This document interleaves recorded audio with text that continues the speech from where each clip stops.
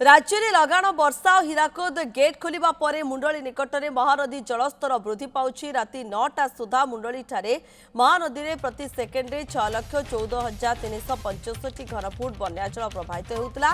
Barrage उपर मुंडरे जलस्तर 99.50 foot थिबा बेले तळ मुंडरे 87.30 फुट रही।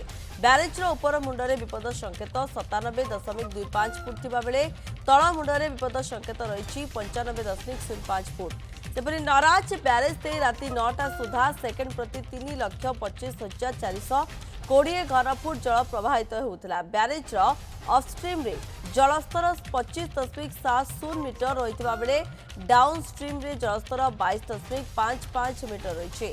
आज दिन गोटाएरु 2टा भितर मुंडली छुईब महानदी पानी। से समय मुंडली प्रति सेकेंडे प्राय 9 लाख घनफुट बन्या जल प्रवाहित होब बोली अनुमान करा जाउछि। हुलहुला पोल उपरे 2 फुट्र पानी चली फल बांकी बिंधाणीमा जोगजोग विच्छिन्न हो जाइछे। बांकी और आठगढ़ 8टी पंचायत बाह्य जगतरू विच्छिन्न होइछे। मनोज सीधासख आम सहित जोड़ी होती अधिक सूचना देवाई। मनोज स्थिति कौन देखुंट वर्तमान देखु आम बर्तमान मुंडली ब्यारेज अच्छु। गत काली ठारू आम जदि कहवा बर्तमान महानदीर बन्या जल धीरे धीरे वृद्धि पाउछि। जहाँ सूचना मिलूची प्राय दिन 12टारू गोटाए भितर बर्तमान जहाँ जलस्तर अच्छी ताहा निश्चित भाव वृद्धि पाइब। मु कैमरा पर्सन देखाइबा चाहूँगी बर्तमान देखंतु कि भयंकर रूप महानदीर। आमे जदि कहवा बर्तमान महानदीर मुंडली ठारे जदिओ भी पानी अटका जाई पारु नहीं। सबू गेट जो अच्छी से जो गेट गुड़ाक अच्छी केवल जल संपद बा आमर चाष उपाई तेणुक सबूजाक गेट खोल जाइछि। बर्तमान आम 6टार जो अपडेट पाइछु मुंडली ब्यारेज देई 8,13,428 घनफुट जल प्रति सेकेंड प्रवाहित होउछि। आम जदि देखिबा ब्यारेजर उपर मुंडरे 92.70 फुट उच्चतार पानी जाउथिबा बेले तळ 90.40 फुट पानी रही। तेणुक जदि आम देखा मुंडली ठारू महानदीर पानी जीवा परे सेटा दुई भाग हो जाउची। जदि आम तल भाग को देखा नराज ठारे काठजोड़ी को पानी जाउची एवं आमर जो कटक साइट अच्छी सेपटे महानदी की पानी जाउची। जदि आम महानदी आउ काठजोड़ी को देखा तो निश्चित भाव में बन्या जल नियंत्रण पाई उभय स्थान रे गेट रो व्यवस्था करा जाइछि। नराज ठारे नराजर ब्यारेज रही से भाव में सेटा काठजोड़ी नदी उपरे से भाव में महानदी उपरे आमर जोब्रा ब्यारेज रही।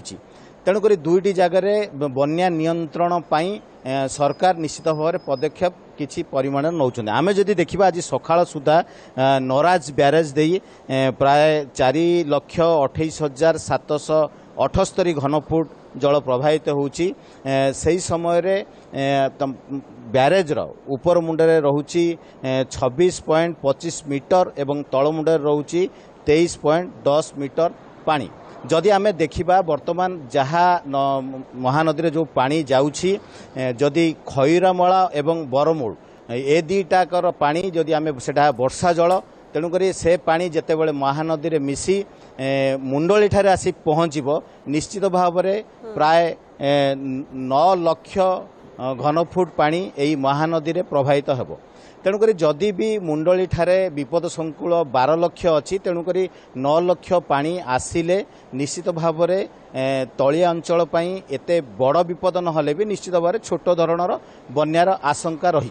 आम जदि अन्यपटे देखा बर्तमान समुद्र निश्चित भाव में पानी टाणिबा आरंभ करदेव जोटा कि काली पर्यंत समस्या थिला।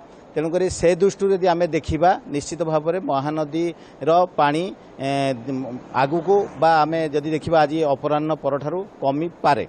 तेणुक निश्चित भाव में समय को आम अपेक्षा करवा पानी जेपर्यंत आसी न पहुँची जोड़ा रहा खैरमाल एवं बरमूल पानी जे पर्यंत आसी न पहुँचती ताहा सठिक आकलन करवा भी भूल हम।